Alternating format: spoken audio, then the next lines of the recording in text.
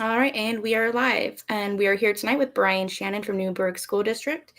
And he's here to speak with other community members with any questions they may have regarding the recall or any things that have been going on to kind of take care of the situation that's been happening in the city of Newberg. First, we have Kat McNeil. Kat, you're going to be live. Hi. There you go. Hi, Kat. Okay. Hello. Thank you for having me here this evening. Director Shannon, you and I have worked together before on Budget Committee. I have several questions for you tonight. My first question is a two-part question. In your campaign in 2019, one of your slogans is, "I will listen to you." Can you explain, please, why you voted twice to stop public comments during board meetings? And can you accurately summarize the vote yes reasons for putting forth this recall? I don't believe I've ever voted to discontinue public comment. I know there have been cases where we simply had more people sign up than we had time to both do our business meeting in and allow everyone to speak. And we've even had special meetings to make sure that we can hear from as many people as possible. So I don't think that first assertion is correct. In terms of, I believe you asked me to summarize the yes and no positions on the recall. Is that correct? I guess actually to summarize the yes position only. Summarize the yes position only. Sure. The yes position seems to be that because we voted to take political symbols out of the school, that was such a monumentous decision that if you disagree with it, you are validated in believing that the public officials who support that policy should be recalled. And I don't agree with that. I don't, public officials are required to vote on very difficult issues and situations. And the idea that the second someone votes a way you don't like, that you recall them, I really think is an abuse of the recall process and not really what this was meant to be for. This was meant to be for corrupt, entrenched politicians who there was no way to get them out of office. And that clearly does not apply here. So I think that could be debatable on whether or not that applies. And it's not an accurate summary for the yes. So the "I will listen" isn't quite part of your campaign slogan for all. But I do have some more questions for you. You said you will be a strong voice for a conservative fiscal policy that prioritizes a healthy reserve fund, doing good years in order to avoid more severe cutback in learning years. How do you reconcile that campaign slogan and claim about fiscal conservatism with your recent actions of costing the district more money with the firing of Joe Morlock, the potential unknown with lawsuits, the current hiring of a additional legal counsel who hasn't actually even sent a bill as of 3 weeks ago to the district, so they don't even know what the costs have occurred yet? How does that go with your campaign about being conservatively fiscal? Yeah, so let's start with the firing of the superintendent. Our enrollment has been plunging for the last 5 years, 3 years before the pandemic started. So you can't blame conservatively fiscal. I'm looking at am I going to be allowed to answer your question? And if it's regards to budget. Well, if I'm not going to be allowed to speak, then we can just call this a night. I mean, if you're going to ask me questions, I should be able to give you my response. My question is in regards to budget, which I think both of you know. I can't hear her. We can't hear you, Kat. My question is in regards to budget, and I actually put those questions forth as a budget committee member. And since I've chaired the budget for the last 4 years, I really do feel like this is an accurate budget committee question that doesn't have to go into why the firing. Allow me to answer it, and then the cost of firing. See if you agree with me. You're going to have to let me give you my answer if you want to critique it. All right. The district has been hemorrhaging enrollment for the last 5 years. The biggest driver of the top line of our budget is student enrollment. If we do not address the things that are driving families and students away from our district, we are not being financially responsible. And so that is why I've made the decisions that I've made. So I would say, actually, if you go back to the budget committee meetings for the last several years, you will notice what is driving students away from our district happens to be the housing within Newberg, where we have lost housing for our lower income and our middle income. If you go back to those budget committee packets and minutes, they're in there. It's also been driving that COVID. We've lost enrollment due to COVID, just like every school in the state has lost enrollment due to that. So, in fact, the school district paid, if you want to talk about fiscally responsible, before I even joined the board, the school district paid PSU hundreds of thousands of dollars to look at the enrollment, the demographic trends in Newberg, and project what our enrollment should be.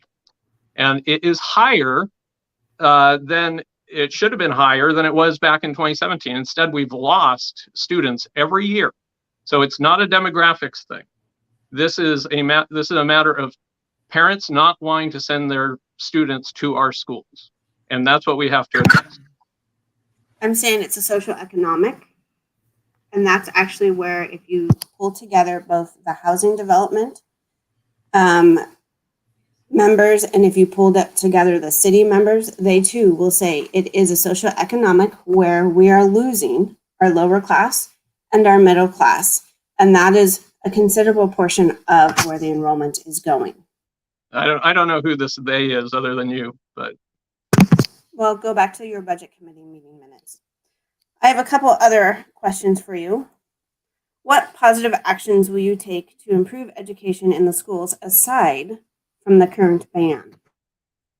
I think we need to look very strongly at screen time policy. I think, all the science shows that we're damaging our children's brains with the amount of screen time that they're getting at the current age.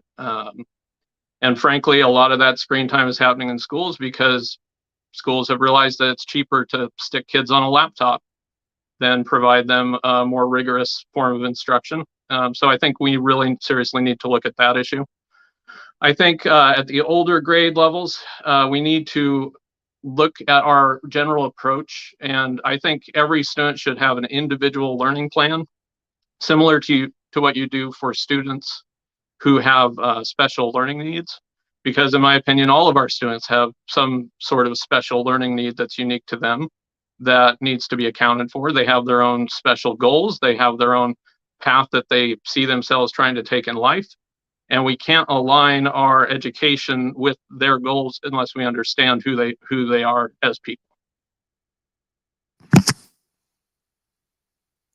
You said rigorous form of instruction. There's a lot of research out there about what is rigorous form of instruction. Please tell me specifically what type of standards are out there that are actually used and current as rigorous form of instruction. I don't know how to answer that question. So you want rigorous form of instruction, but you can't identify what it is. Well, you're asking me for a specialized educational term, and I don't know what that specialized educational term that you're looking for is. Then how do you define rigorous curriculum? I think you need to hold the students to a higher level of expectation. I think we are much too eager to push kids through each grade level without requiring that they show proficiency in the skills. And so I would require more of our students, raise the bar, and have these pieces of paper that they get at the end of their K through 12 education actually mean something and actually represent real skills that they have learned in the course of their education. So as you had stated just now that you said you feel like educators are just pushing students through the grade levels, are you then indicating that you believe there should be more retention? In terms of holding kids back if they don't meet the requirements? Yes, That's what retention absolutely. is. Absolutely. So then It can does you these tell me children. what research, can you tell me what research that you have read that says retention has benefits? And then how do you contradict that with all the other current research that actually says retention has a lot of trauma related to it? Trauma, you can talk about trauma all day. If the kids don't know how to read or write by the time they graduate the grade that they should learn to read or write in, then they should stay there and learn to read or write. And I don't need a study to tell me that you don't just pass kids along because they're at that age. We need to, and if it comes down to even rethinking how we manage grade levels, I'm open to that conversation. But we cannot just pass kids through the system because we're worried that it might traumatize them if we hold them back and require them to learn the subject matter. So if we're not worrying about trauma, can you please tell me what current books that you have read twist my about answers all trauma? you want, but it's completely transparent what you're doing there. If we're not worrying about trauma, what current books have you read about trauma? In relation to education? Actual books. I've read quite a few articles and things and different materials on trauma, but the closest thing to a book on trauma would probably be, I believe it's called Tightrope. It's a story about a family in Yamhill County, or several families in Yamhill County. What are some articles that you've read about trauma? I don't have a list of articles in the back of my head. Do you want to ask me questions about policy, which is what the school board is supposed to do? You know that, Kat. Actually, it is about your board member who represents a district who is talking about education, and trauma is huge in education. And it I agree. all around, I agree. And we need to deal with. It revolves around SEL, which revolves around the ABC policy, which revolves around student rights. So it does connect. The ABC policy has nothing to do with SEL at all. As an educator, it does. Tell me what part has anything to do with SEL. So this is your interview, not mine. Would you like me to continue? Well, you're going to ask me random questions about documents and things. I can ask you one. Would you like me to continue with my questions? Absolutely. Okay. Thank you. You stated that you were against ideologies in school and the use of examples of getting rid of ideologies in social justice. Democracy is an ideology. Many things are ideologies. We have to evaluate why we teach them. Why are you against social justice? Well, first, you're incorrect. Democracy is not an ideology. Democracy is a form of government by which how you pick your leaders. That's different. An ideology is a list of ideas that informs the path that you want your leaders to take into the future. And the fact is that our education system is absolutely run through with people who believe their job is to advocate and push for social justice ideology in our schools. And I do not believe that is the role of the public school system. I don't believe it's appropriate. I don't believe teaching is meant to be a political act. And so that's why I've taken the positions that I have.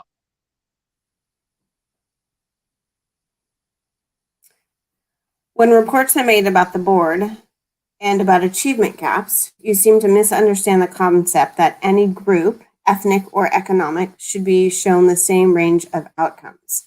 Do you believe that some groups will be different than others? Do you believe that it isn't something that should be addressed? I think any two arbitrarily selected groups, whether the arbitrary selection be based on skin color or height or weight or hair color or any other thing, in a natural environment will yield slightly different results between groups. I do not believe there's any pond that has the same number of tadpoles in it as another. That's just not how nature works. And one of the problems with the social justice ideology is that it ignores the fundamental fact of human nature.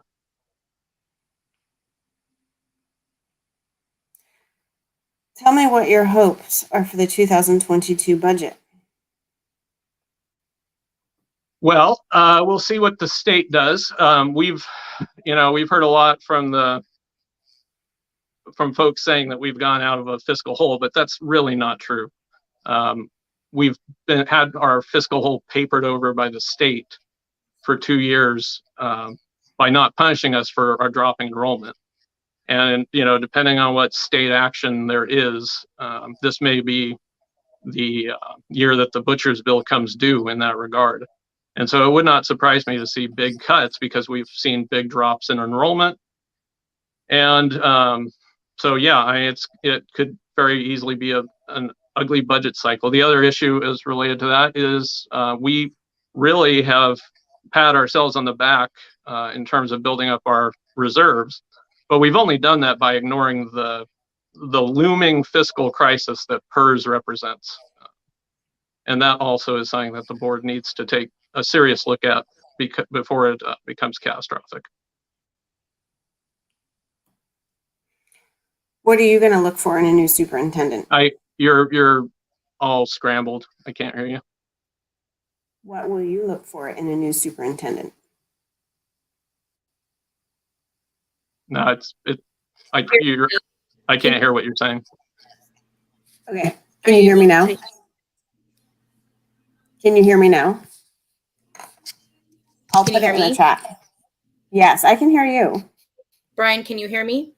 I hear you now. Yeah. Okay. She's asking what you are looking for in the next superintendent. I'm sorry, what? She's asking what you're looking for in the next superintendent. Did I get that right, Kat? Okay. I'm just looking for good leadership abilities, someone who can bridge divides. We're a very divided community. And someone who isn't there to push their own political ideas in the school district. What characteristics are good leadership qualities? I think, people who lead from the front, you have to be involved. You have to get into the schools. Never ask someone to do anything that you're not willing to do yourself. Those are general leadership qualities that I admire. Earlier, you stated that you're concerned about screen time, and you think that should be a policy that's looked into in the near future. How will that affect any decisions that will be made with possible COVID infections? Well, I don't think the timelines for those two issues necessarily overlap all that well, because any policy that we would create would be unlikely to take shape or come into form until probably early next school year. And, God willing, we won't even be dealing with COVID by that time, knock on wood. But it's quite clear that, and I think this is clear to all parents, that distance learning was disastrous for our students. And, screens are no replacement for human beings. If you had to choose one person to replace you, who would it be? I had to choose one person to replace me? Yeah. If you had to be replaced, who would you choose? Do they have to live in Newberg? They have to be in your zone. I'm not going to say any particular citizen. I don't think that would be appropriate. Okay. Thank you. Thank you. Thank you, Kat. Thank you. All right, Brian, I'm bringing in, and I really apologize, Lex. I cannot pronounce your last name, and I don't want to butcher it, so I'm going to let you tell me how to say it the correct way. Yeah, it's Agapinen. Thank you. I didn't want to make it bad. Yeah. Thank you for coming tonight. Yeah, thank you for having me, and thank you, Mr. Shannon, for coming in here to speak with some of your constituents. Absolutely. So I'm going to start by asking, in your justification letter, you refer to schools as indoctrination centers and accuse teachers of pushing their political views on students. I said that a group was attempting to convert the schools to indoctrination centers. Okay. So you don't believe you don't believe that indoctrination is a problem in the schools? No, I believe it's a work in progress. So you believe that the schools are moving in the direction of indoctrination. I'm curious, yes, because I've heard a lot of divisive rhetoric being thrown around, particularly in support of this political symbols ban, which actually turned out to be controversial symbols ban. But I haven't heard any evidence or examples of this actually happening. So my question to you is, what specific concrete examples of the indoctrination and pushing of political views on students are you aware of? Like, what is this decision that you've based a lot of your campaigning around based on?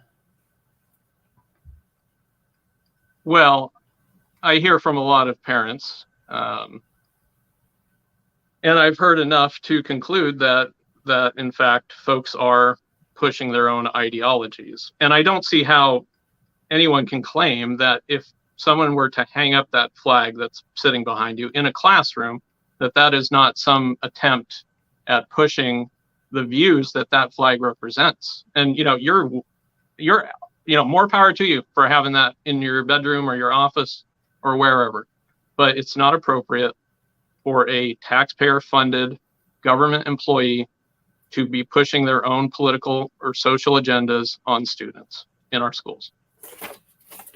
Okay. So another question. So are you at all familiar with the Trevor Project report, which found that LGBTQ students who reported being bullied were 3 times greater odds of attempting suicide? I am familiar with some of the Trevor Project work that has shown increased suicide rates among LGBT students who have been bullied. And also in the same report, it states that the students who reported their school to be LGBTQ affirming had a 30% lower odds of being bullied.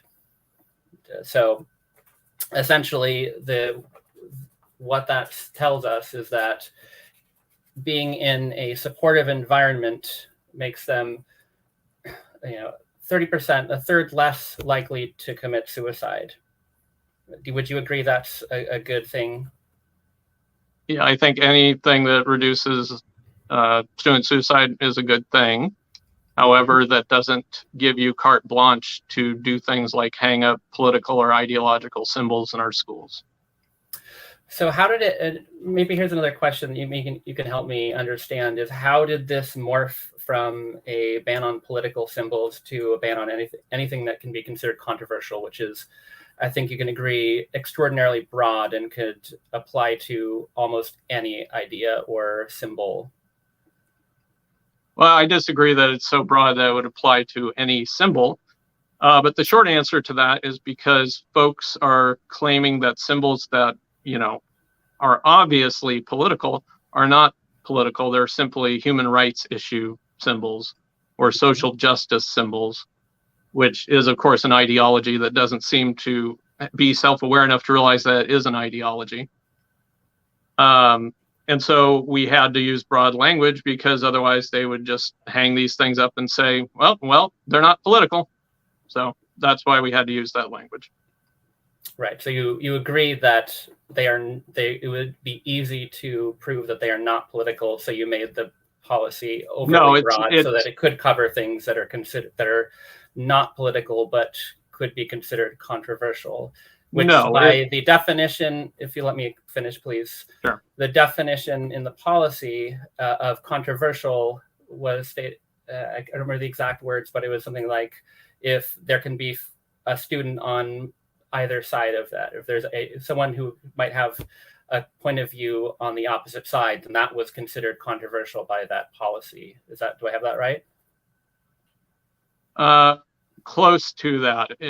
I believe the language was a significant number of people on both sides. I could be wrong about the exact language of that. But no, it's not that these symbols aren't political. They're clearly political, but the folks who are putting them up are claiming that they are not political.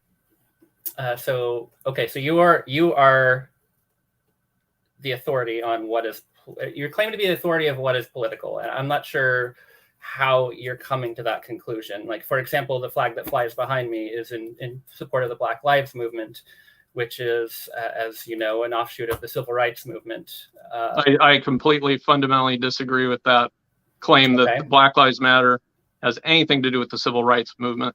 Black Lives Matter is a repudiation of the Civil Rights Movement.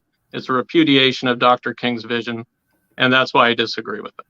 I mean, are you talking about the Black Lives Matter organization, or are you saying that anyone who claims Black Lives Matter is in repudiation, in your words, of the Civil Rights Movement? I'm speaking specifically of the organization. However, that flag is the banner of that organization. So it's a distinction without a difference. I disagree. However, so you're saying, if that were true, then anything that said this particular phrase is being conflated with the organization. Is that what you're saying? Because there's a very important distinction between the movement and the organization, and what's happening is a lot of folks are not failing to make that distinction, right? And it's understandable. However, if you educate yourself about the differences, then you'll see that they don't stand for the same things. So tell me what the Black Lives Matter movement is for, as opposed to the organization.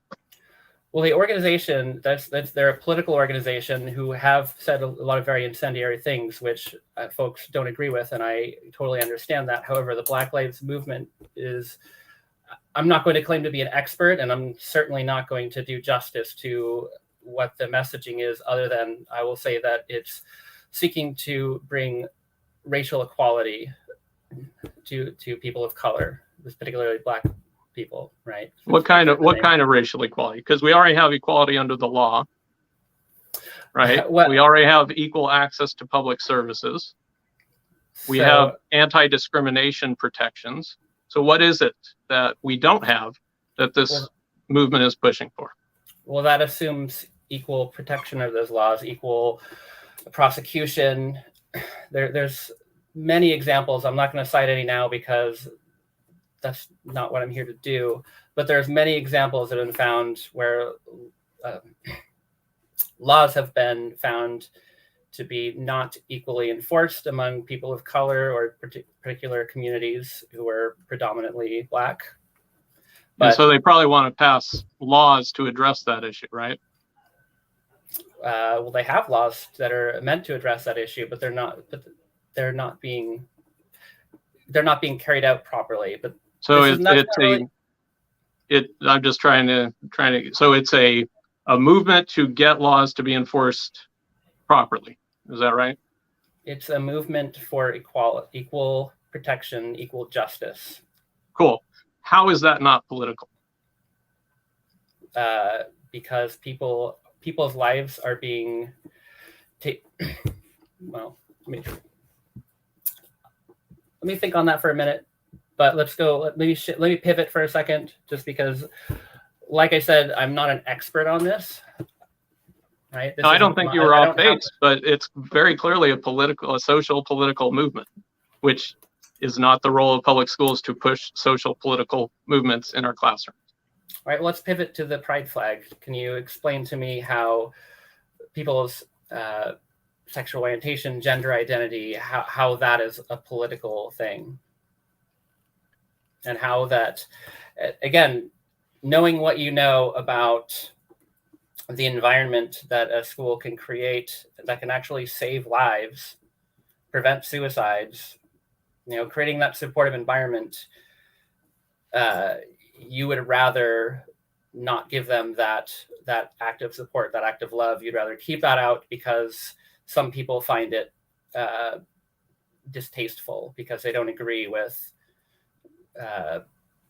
There is a lot of symbology built into the progressive pride flag, which is the one that was being hung up, including left-wing gender ideology that I don't agree with, that says that there's no such thing as a man or a woman, and that is not scientifically grounded, and it's not something that should be pushed in our schools on students beginning in kindergarten. It's just not appropriate.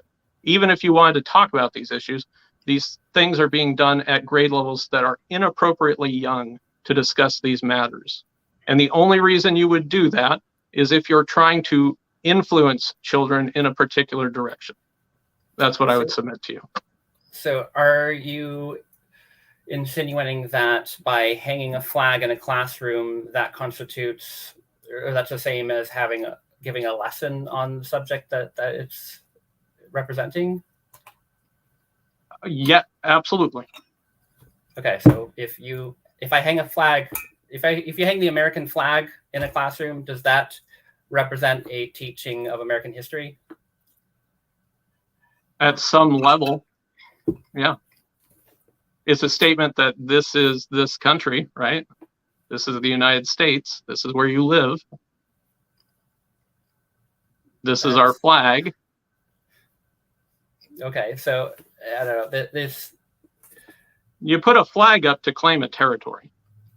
That's not the only thing that flags are used for.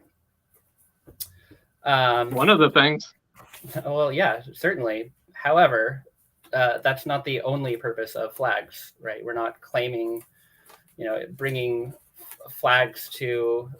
Hanging a flag in a classroom isn't saying I claim this classroom for the United States of America. That we're not saying we claim this classroom for, LGBTQ folks.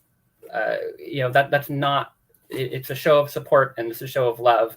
And flags aside, the ban extends far beyond flags. So even having a sign that says, you are loved, if it has the wrong colors on it, is being vilified as being something that's not. So I guess what I'm you can say that, but there's no such example of that. Okay. The closest thing you have is a logo being put atop what is clearly a pride flag in order to try and circumvent the ban. And so tell me, so you speak a lot about the Progress pride flag. So are you saying that you'd have no problem with these kind of Prius, the rainbow flag? I don't think either symbol belongs in our public schools. It's not the place for it. So, but you took particular issue with the Progress pride flag because it has issues that you personally disagree with, and I don't understand how that pertains to your role as a board member. How does your personal views translate to policy? Like, how is that relevant? Well, all you have is your personal views and the information you get from other people. So, there's no way for me to remove myself from the process of me making a decision. So you're saying that your I've personal explained views why heavily... I think these are inappropriate in classrooms in our school district. Okay, so your personal views and beliefs are perfectly okay to influence policy in our school district, is what you're saying? Because that's what I heard just now. I think the political principles that I hold, such as government neutrality when it comes to politics, certainly influences my decision making. I don't want the government to have the level of power that you're advocating to give to it. Which is?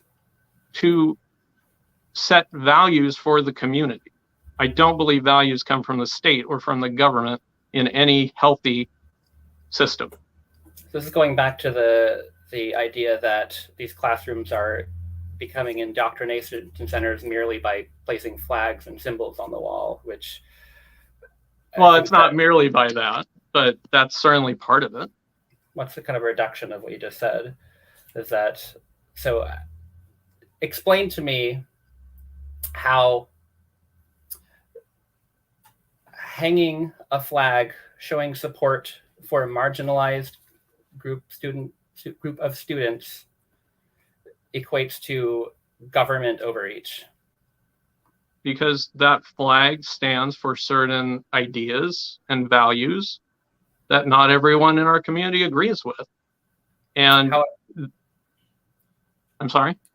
I was saying, well, however, this is, I don't think anyone would confuse the decoration in a teacher's classroom as federally mandated communications.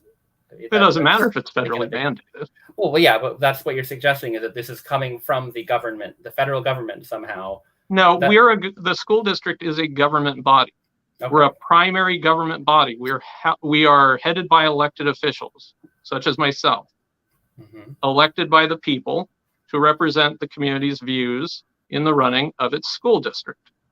And I do not believe that our school district or its employees or its agents should properly have the role of pushing values or social political movements or any of this. It's not their role. Their job is to teach kids to read and write and do math. And if you focus on social justice, you're not focusing on academics. You're not focusing on teaching the kids to read or to do math. And so we need to get our focus back to where it properly belongs. Okay, so if the government should not be involved with, actually, let me restate this. So if you believe that the government, that being the school board, should be responsible for deciding anything that goes up on school property or on teachers, everything needs to be approved by the government in order, because that's what I mean, because you're saying that's how is, so if a teacher wants to put up, something about,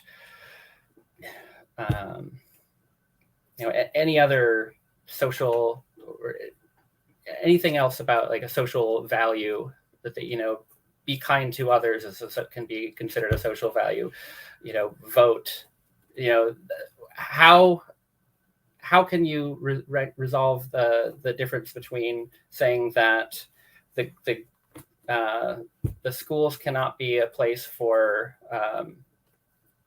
allowing these social values to be taught, and also say that the government is overreaching? Well, you'd have to give me a specific example of something that you would say I would support teaching that would also be something analogous to these things. But that's just plain hypotheticals. All right, let's take this another way. I've given you the principles on which I base these decisions. And those are the principles that I stand by. Okay. All right, let me just ask one final question here. Sure. As with the previous question, you spoke of the need for rigorous individualized teaching plans. However, what I've been hearing from you is there's a lot of a lack of trust in the teaching staff to teach what I guess you deem as proper. How are you going to, how would you propose, putting so much more into the curriculum and like creating individualized curriculum and learning plans, teaching plans, if you don't trust the teachers not to teach things that you don't agree with? Like, there's a lack of trust, but also a lot of reliance on their skills. So, like, kind of take me through that. Yeah, and I understand what you're getting at there. The desire to see one thing implemented does not alleviate the concerns with the other part of that question. and those are difficult contradictions to wrestle with. I think once we have a superintendent in place who will fairly and evenly enforce board policies, that will go a long way towards restoring trust in the teaching staff that their mandate is being carried out properly to teach our students. So with the current teaching staff in the district right now, do you believe that the individualized teaching plans that you propose would be possible? Well, you certainly could still implement an individualized teaching plan. But like I said, that won't alleviate the concerns. And I want to be very clear, it's not all our teachers. It's probably not even most our teachers. I've heard from a lot of teachers who describe a stifling of free speech in our schools. That if you aren't on board with this particular social agenda, this social justice ideology agenda, that you are ostracized, you're bullied, you're made to feel unsafe in your job. And so it's hardly that it's me versus the teachers. It's me versus a small cadre of politically minded teachers who believe that teaching is a political act and their job is to train social justice activists. That is what I'm opposed to. And I'm on the side of the teacher who goes in every day and just wants to teach their subjects, just wants to teach their kids and get through the day in this difficult time. I'm completely on their side. But one bad apple spoiled the bunch, and that's in the process of happening in our schools. Say more than one. All right. Well, that's all the questions I have prepared. Thank you for your time. Thank you, Lex. I want to remind everyone to go out and vote Tuesday. Thank you, Lex. All right, we have a final speaker, Nancy, and her name is Nancy Elmquist.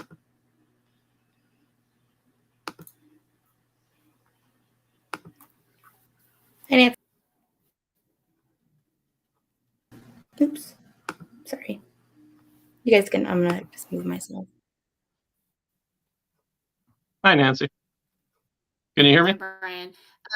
I can. Michelle, on a side note, I thought it was, I'm just going to say it was a little bit of levity during some heated times last night when your face would pop up and the look on your face like you were surprised. So thank you for that, even though I know it wasn't planned.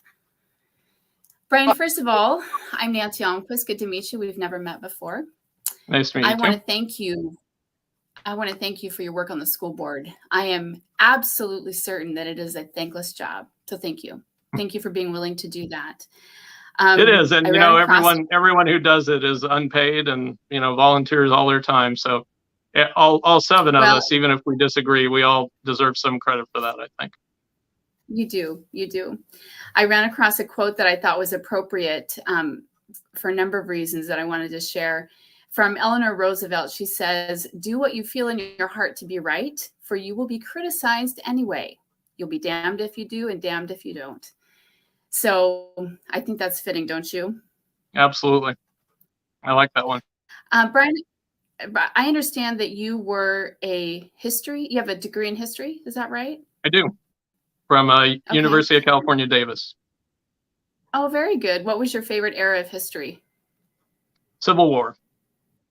The Civil War? Okay. Mm-hmm. You probably have had conversations, I'm guessing, with President Robin Baker. He's a Civil War buff and has quite a collection of things. If you've not done that, met President Baker at George Fox, you should introduce yourself. Anyway, that's not what we're here for. I wanted to mention a few historical figures that you're probably familiar with. Of course, I already mentioned Eleanor Roosevelt. She was the driving force behind creating the Declaration of Human Rights. She advocated for women, persons of color, and Depression-era workers. Mahatma Gandhi. He was an advocate for peaceful resistance, a leader in campaigns to ease poverty and to eliminate injustice in the caste system. I'm also sure you're familiar with Cesar Chavez, a Mexican-American farm worker and civil rights activist who worked to bring about better conditions for agricultural workers. He was giving posthumously the Presidential Medal of Freedom, which is the highest honor given by our country to a civilian. And then finally, thinking about Monday, Dr. Martin Luther King Jr., who we will honor on Monday, a day set aside by our country to recognize the way that he championed the rights of people of color in our country, inspiring the Civil Rights Act.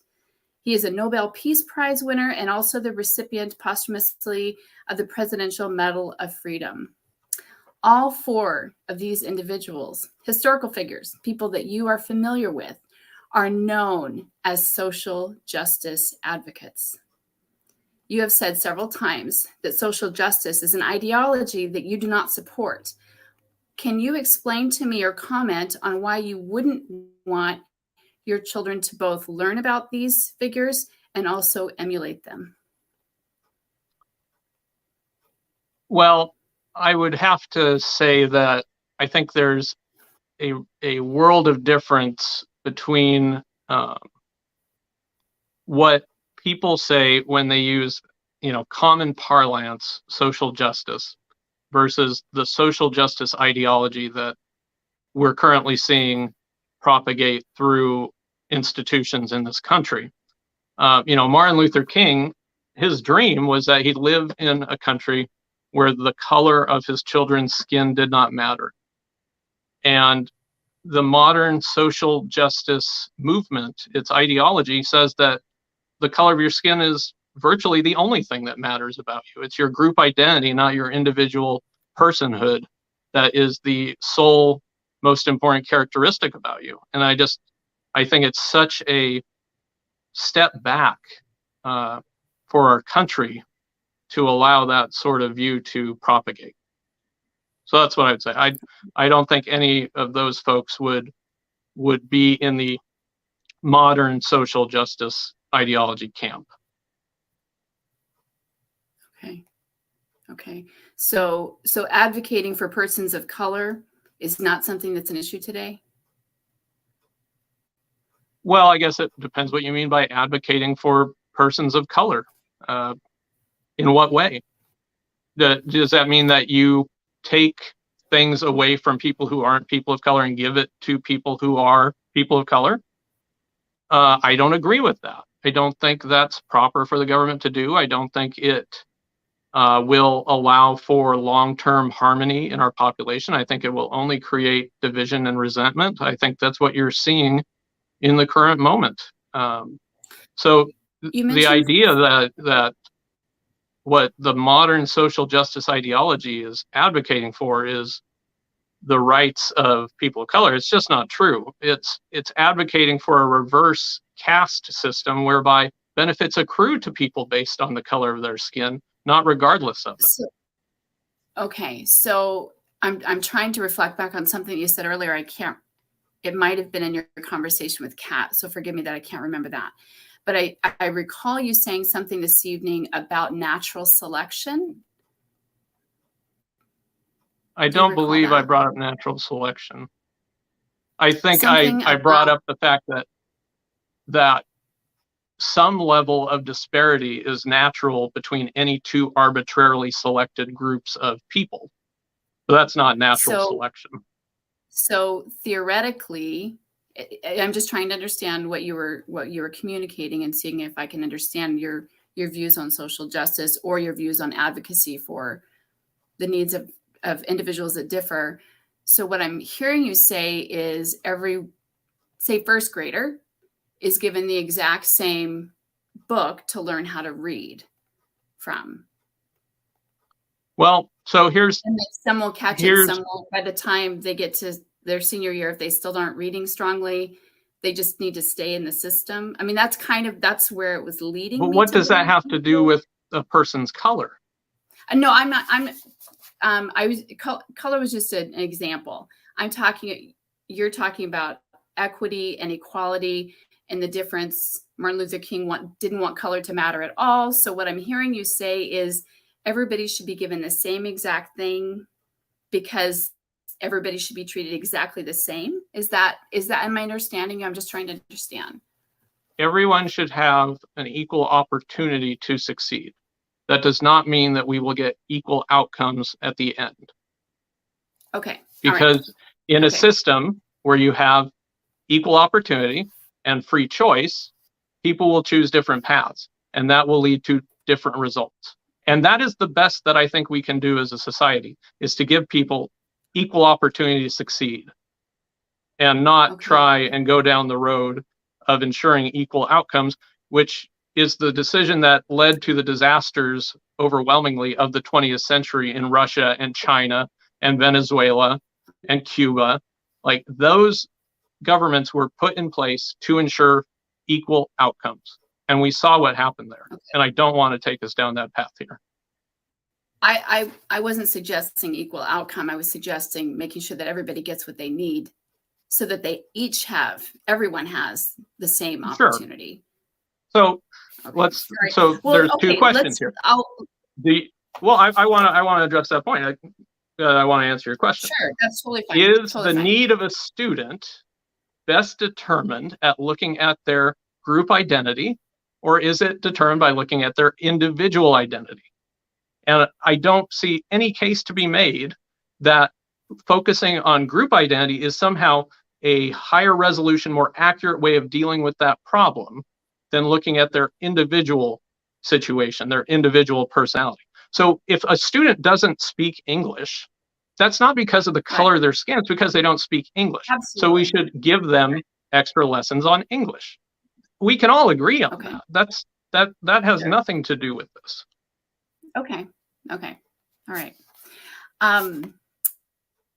You mentioned this evening. I'm going to try to remember which person said it. Anyway, you mentioned something about you thought it might be a good idea for all students to have an IEP. Is that correct? Not an IEP per se, but it's something equivalent to an individualized learning plan. Yes. Do you know how the ADA was first established? The American with Disabilities Act? Yes. Yeah. Which is the reason that IEPs are in place. I don't know what you're getting at. I don't but expect you to again, like, this know, isn't about disabilities. It's about looking at the individual student and focusing on the individual student, their individual personality, their individual drive and desires for their life, and showing them how the education we're offering can fit in with that. And so they're actually pursuing their goals by pursuing their education. So we can talk about the ADA and IEPs, but it's besides the point. Well, the reason you brought that up earlier, and I was just curious.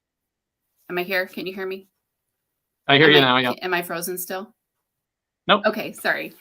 The reason I brought up the ADA is because you earlier brought up the suggestion or the idea of more students having something like an IEP.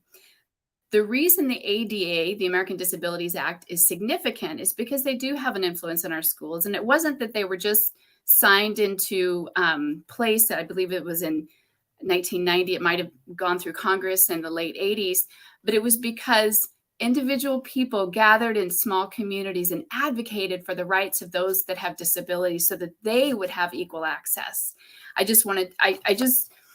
I want to bring back that social justice is not an ideology. Social justice is advocating for the ways that our macro systems, there is systemic oppression in a whole lot of ways that, quite honestly, I'm just going to say it, that you and I as white people, we don't understand. We don't get it. And I recognize that as a white person and also someone that has access to education, to higher education. And I think you recognize that too. I'll switch gears. That is an ideology. And understand, I'm not against people advocating whatever they want on their own free time as citizens, but that's not what we're talking about. We're talking about what happens in the classroom when teachers have control over their students. Is the proper thing for those teachers to do to teach the subject matter that we have approved as our curriculum, or is it to advocate that they go out and become social justice advocates? That's a different question than whether advocacy at the community level is a good thing. That's not the question. Okay. Okay. Thank you for your thoughts on that. I don't know if you watched the presentation last night or the Q&A with Dave or not.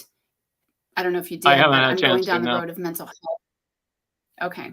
All right. Then this will be a surprise to you. Not really. Oh, good. In addition to this being the third year that our schools have been impacted by the pandemic, we do have a high suicide rate in Newberg, and it's higher than it is in other areas. I know that as a mental health professional.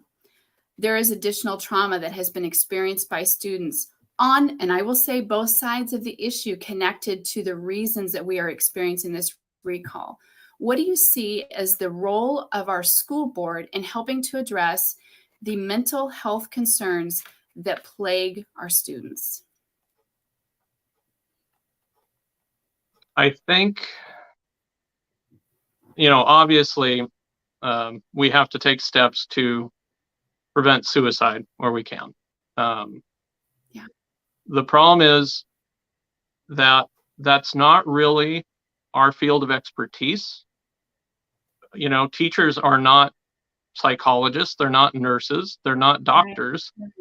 And Yeah. so I think there's a certain element of we need to, look for warning signs, but we also need to stay in our lane and let the professionals who deal with mental health deal with mental health and not try to be all things to all people, because what ends up happening is you lose focus and you end up doing a terrible job at everything. Okay. Okay. Anything else on that? No. Okay, great. Then can you give an explanation why the mental health professionals that have been hired by our school district gathered and together collectively said that the decision that the school board had made was not okay, and they wanted to address the policy change, and their request for a meeting was ignored? Can you explain to me why you refused the meeting with those that actually have the expertise that the school district has hired? I don't know what meeting you're referring to. We were getting thousands of emails during that time, so it's possible that somebody requested something that wasn't fulfilled. That's certainly a possibility. We did hear from various counselors during the debate over the policy, but you can use the fact that suicide rates are high to, if it's anything that I can argue helps that, is good and therefore allowable, then it's a blank check for everything. And putting up political and ideological symbols in our school is not a bridge I'm willing to cross. Okay. And you don't think it has any influence on the mental health? And I'm suggesting it can influence the mental health on students that agree with it or disagree with it. You don't think that has any impact on the mental health of what's happening to our students? Well, like you just said, it has probably an effect on both sides. And I think one of if you want to talk about mental health, like, how about this ideology that tells people of color that the system in America is rigged against them and that they can't succeed without help from white liberals going out and advocating for social justice? I mean, my God, like, if you want to kill somebody's initiative and drive in life, tell them that the game is rigged against them and they can't succeed, and they won't do anything. They will become a victim because of what you've told them. And I want to make a comment. I'm just going to make a comment, and then I'd like to shift gears and feel free to respond. Then I have a final question. My comment on that is, unfortunately, you and I are invited to the table to have a voice because of the color of our skin, because of the level of education that we have that other people do not have. And it is, by golly, our responsibility to be a voice to the voiceless. Feel free to respond. I need to move on, or I'm going to get a little heated, and I don't want to. Compared to where? What country has done a better job than America of providing equal opportunity for all its citizens, regardless of color? Can you point to a single country that exists on the actual planet Earth that has done a better job? It's not about comparison. It's about us doing our best. No, because you're comparing us to utopia, and utopia doesn't exist. Maybe this is the best we can do. How do you know you're not making things worse, Nancy?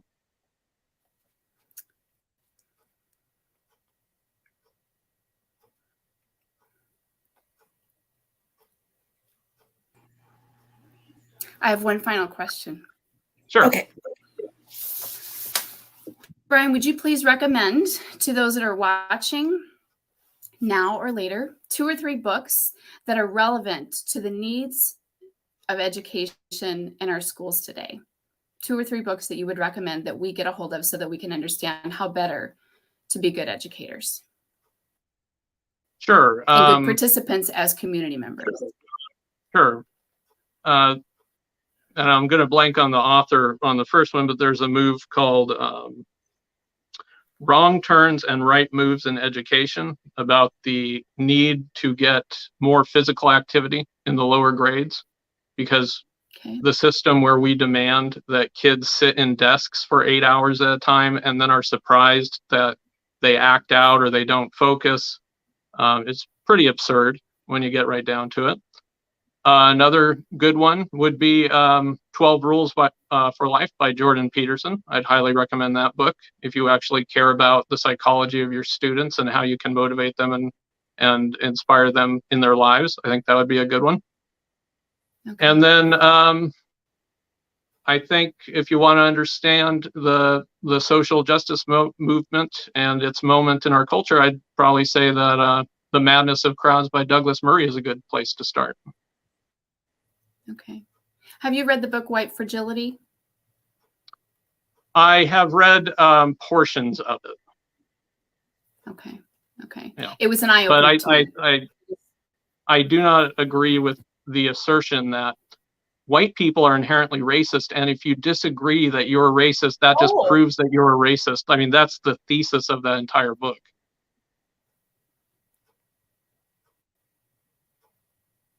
It's a good eye opener. I think that we do better when we expose ourselves to a variety of things. We get some perspective, you know, like putting on someone else's shoes and walking in their shoes. I think it's helpful. Brian, thank you for your time tonight. I appreciate it, and I hope that we can learn how to work better together as a community. Thank you, Nancy. Thank you, Nancy. And just to speak to the popping in and out last night, I just accidentally kept clicking in and it surprised me when my face popped up on the camera. I'm like, oh my God, no, get me off the camera. So it was a little bit of comic relief. And I enjoyed it personally, but anyway, thank you. I'm not a professional by any means. This is not my gig. Like, I don't do this for fun. This is not what I do normally. So thank you for that. It kind of made me laugh. All right. Ryan is joining us. He's feeling under the weather, but he was able to make it. So I'm going to bring in Ryan. And then after Ryan, I'm just going to ask the questions from the people that are watching from like the YouTube. Okay. Okay. Hi, Ryan.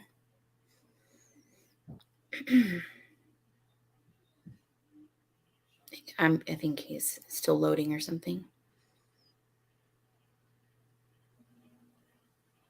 My house got taken down by COVID, so I'm not feeling my best either. But. Oh, yikes. I hope that we can learn how to work better together as a community. Popping in and out. I just accidentally kept clicking in and I think he's still stuck on the YouTube.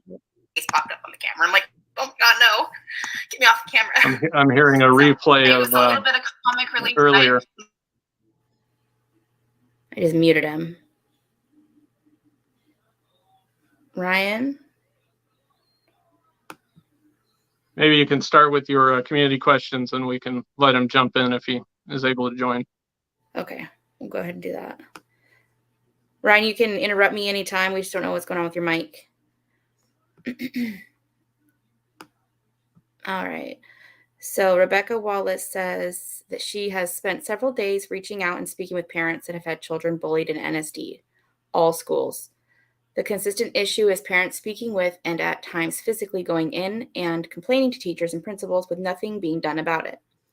One parent was told to go to the police and they could not do anything about it unless the child was assaulted. These are parents of white, straight, LGBTQ, BIPOC, different shaped kids, long hair, colored hair, all with the same outcome. Remove the kids to a different district and they thrive. Remove from NHS and they thrive at Catalyst. So their question is, what can the school board do to address the bullying And do you think this lends to the perception that it's only LGBTQ and BIPOC students?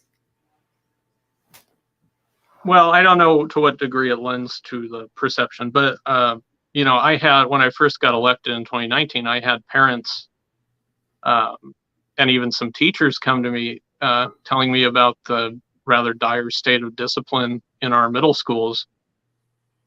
And yeah, we need to clean it up. It's the same thing about raising standards. You know, I think that we are so worried about negatively impacting students who are misbehaving that we're allowing them to misbehave and teaching them that they can do that. And that is a penny wise, pound foolish move in my estimation, because you're not preparing these kids for the real world. The second they get out of our schools, they're going to get locked up in jail if they do some of the things that they're doing in the schools. So it's misguided compassion to not discipline students when they're misbehaving. Okay. All right. So Ryan looks like he got his stuff to work, so I'm going to bring him in. Hi, Ryan. Can you hear us? Maybe you're frozen.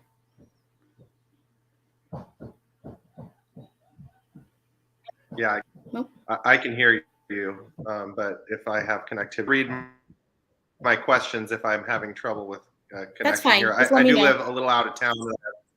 I have DSL, so I'll try my best. But if it's troublesome, Okay. you have the questions there. So Brian. Nope, he froze. Do you recognize the historical discrimination? Do you? I'm only getting a few of your words, Howard or Ryan. Yeah, you're starting Okay, to. for everyone's sake, Michelle, if you're able to read my questions, I would appreciate it. The ones that are still already in there. Okay. Let's see. Where'd they go? Okay, so he says, questions for Brian. Do you recognize this historical discrimination against minorities and LGBTQ individuals? And what is the legacy of that discrimination? Well, obviously, you know, we do have a history of discrimination in this country, whether it be the institution of slavery or Jim Crow after the Civil War. So yes, there obviously is some effect to that. The problem is, what is the correct remedy to that? Is it that you're going to make the current generation pay for those sins and bear that burden to right the historical wrongs of the past? And just how far back are we going to go? I mean, it's interesting that no one is proposing giving extra resources to Japanese because the Japanese were interred during World War II. In fact, Asian families are the ones that are being the most targeted by the equity policy that is being pushed in pursuit of helping people of color. You know, the reading scores of our Asian students in Newberg Public Schools have been dropping like a stone, and all the other scores aren't budging. So it's not working.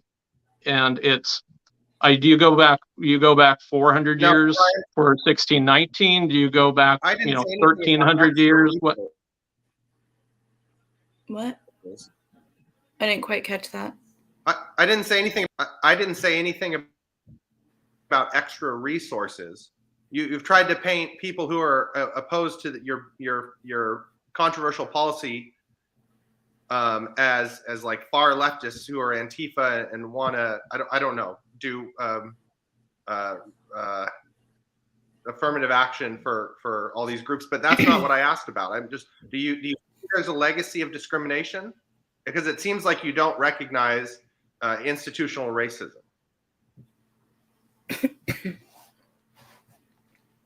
So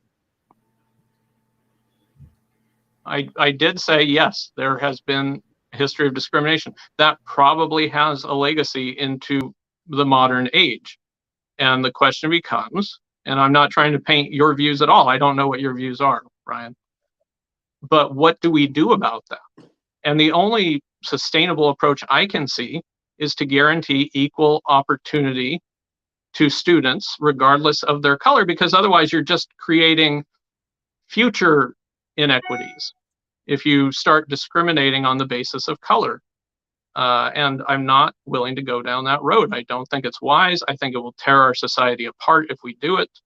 And I don't think it will work to provide the outcomes that you and I want to see, which is a society where everyone gets along, where everyone has opportunity to succeed based on their free choice, and everyone is held to the same standard. I mean, how can that not be the answer?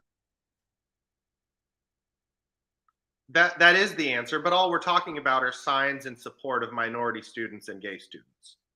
That's not all. No, that's not all we're talking about. I mean, I've read what the Black Lives Matter organization has written, and I'm sorry, I'm not playing this game where, oh, this sign is Black Lives Matter, the organization, but this sign is Black Lives Matter, the social political movement. I'm sorry, you don't. No, it doesn't work that way. I mean, if I had the communist flag up, I wouldn't be able to say, oh, this is a different communism. Don't worry about that. It doesn't work that way. But that's clearly a political movement, as opposed to these other ideologies that you're painting as political, or identities that you're painting as political. I guess my follow-on would be, how would you feel about a sign that said, "We support Black students in this classroom," or black students are equally recognized? The assertion you're making when you put up a sign like that is that it's necessary because Black students are not currently recognized in our schools in some way. And I don't believe that's an accurate assertion. Black students, and they feel that's necessary.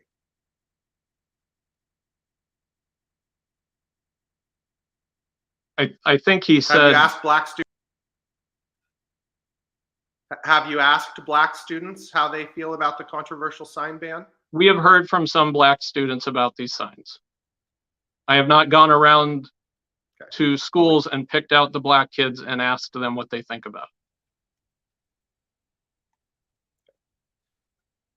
it. Well, so you recognize that there's historic discrimination. Is there anything that you're willing to do to make our schools more accepting to these historically marginalized groups? I think they're currently very accepting of historically marginalized groups. If you show me something that our schools are doing that is in some way disadvantaging someone based on their race or their ethnicity or their skin color, I will happily fight against that with you. But we've been talking about equity since I joined the board, and no one has been able to give me anything concrete that our schools are doing that are discriminatory against students in any way. The best that I've ever had anyone give me an answer on is that we used European iconography for kings and queens in our class, our curriculum on the medieval period. And so somehow that's not representation because it was only European iconography.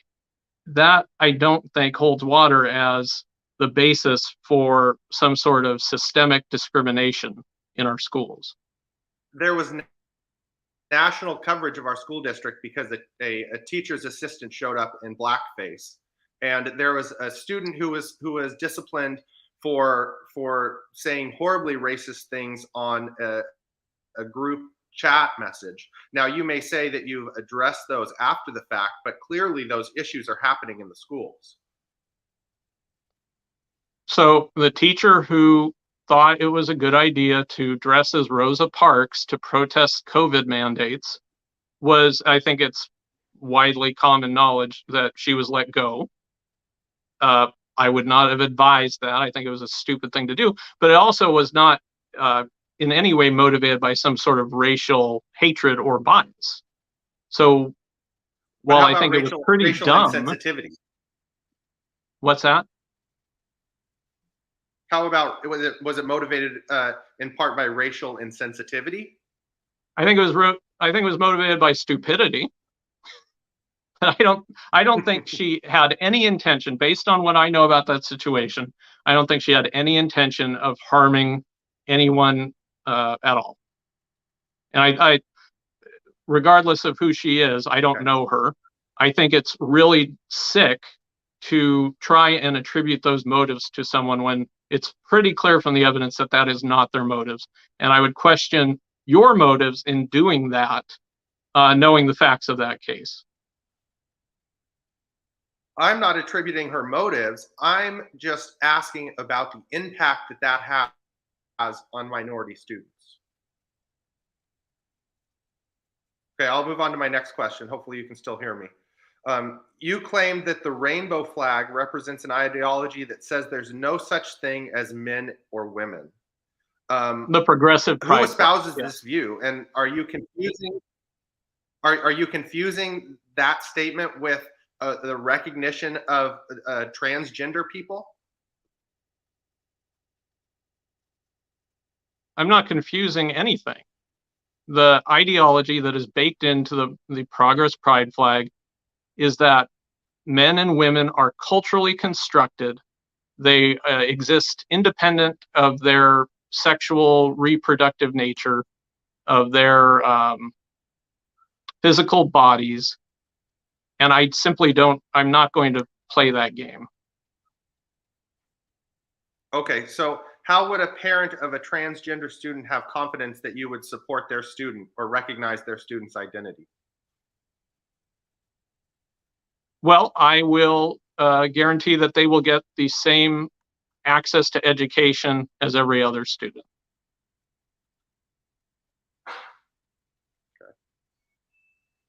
Okay. One last question for you. You say we should give people equal opportunity and that their choices are what lead to different outcomes. Are current disparities in outcomes among some of these groups the result of choices that those people make within their communities? Well, depending on what communities you're talking about. What communities are you talking about? African Americans. Which African Americans? Let's the talk ones about living in inner city, the ones living in Newberg. It's not a monolithic group. I'm talking about African Americans who, as a statistical group, are more likely to face poverty, imprisonment, abuse, be victims of crime. Is your contention that those aren't? Overwhelmingly, those are the results of individual choices by human beings. Yes. Results of institutional racism, but rather choices that those people are making? Yes.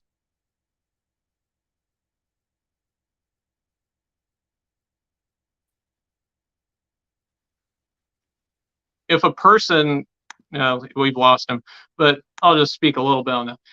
If a person chooses to commit a crime, they're responsible for the choice to commit that crime. And I'm not going to shed tears when they go to prison.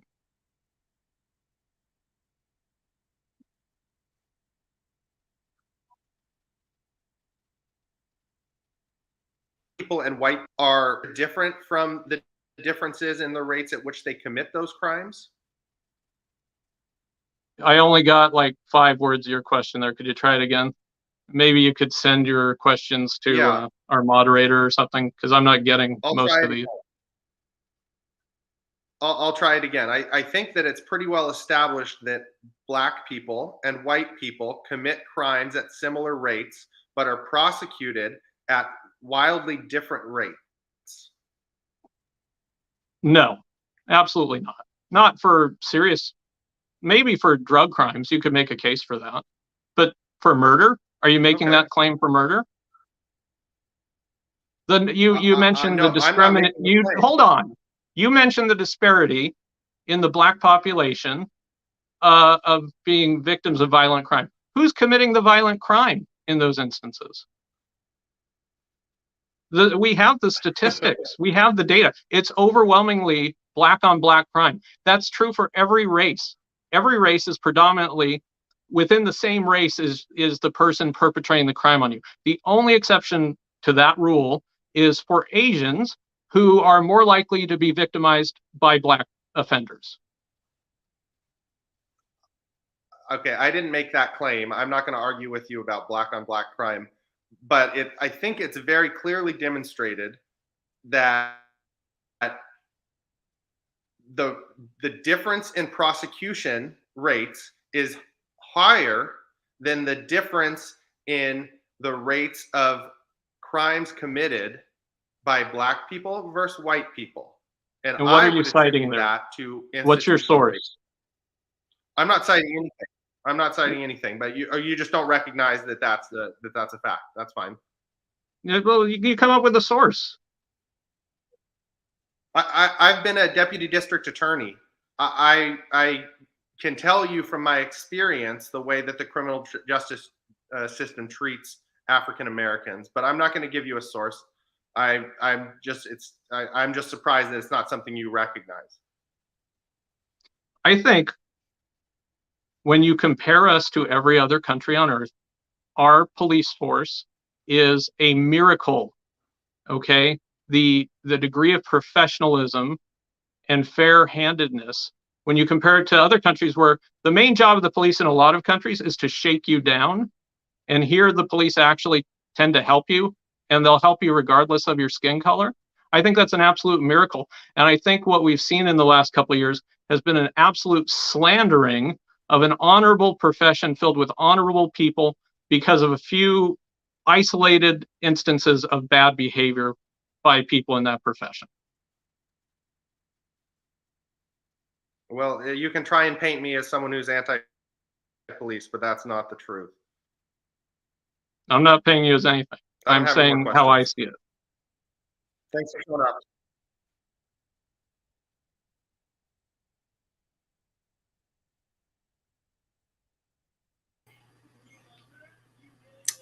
Are you frozen? Did you still have any other questions, Ryan?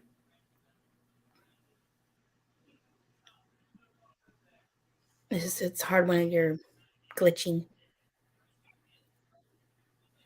I'm all done. Thank you, Michelle. You're welcome. I just wanted to make sure I wasn't going to cut you off. Thank you, Ryan. All right. So there are some questions and a lot of side chatter. So it might take, I was trying to go through them and star them.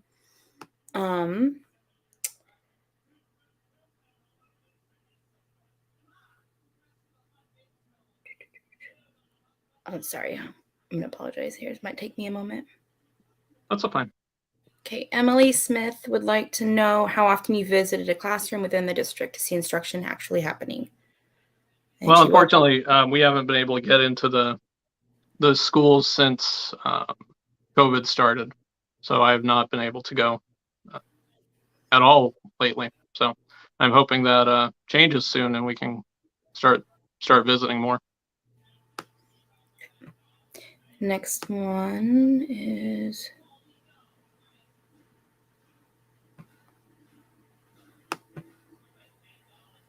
I don't think that was meant for you. Hold on. Sorry. There's a whole, I don't think you can see the side, the comments. No, or I anything. can't. Okay. Sorry, everybody. You have to look at my face when I'm doing this. Again, I'm not a professional. Okay, here we go. And this is like a 3-part on my screen. So it says, I am personally aware of Black students in NPS who have tried to meet with you to share personal experiences, and you have repeatedly refused. Do you have any concrete plans to sit down and listen to the students and their parents who are most negatively impacted by the policies you're creating? No, and I think the only thing that could be referring to is there were some folks who wanted me to sit down with a particular student. It was in the early days of the pandemic, like July, August sort of time frame when things were really hot. And I offered to do a video chat phone call with them, and they said that was unacceptable, that they wanted to meet in person. And I have relatives who have immunocompromised health, and so I chose not to go in for an in-person meeting. But I did offer to meet virtually or over the phone, but was not taken up on that.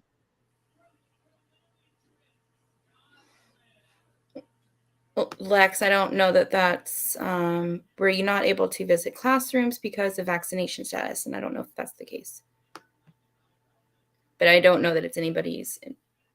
No, it's not. And it's really the degree to which people feel entitled to ask about people's personal medical choices. I don't even know what to say about the mental place you have to be in where you think that's appropriate.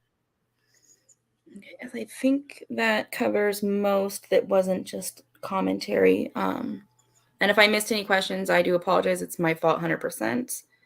By all means, you're more than welcome to either, because I'll try to go through the comments later on, and I'll comment back to see if you want me to get more answers for anybody watching. Brian, is there anything that you would like to say and address freely on the topic?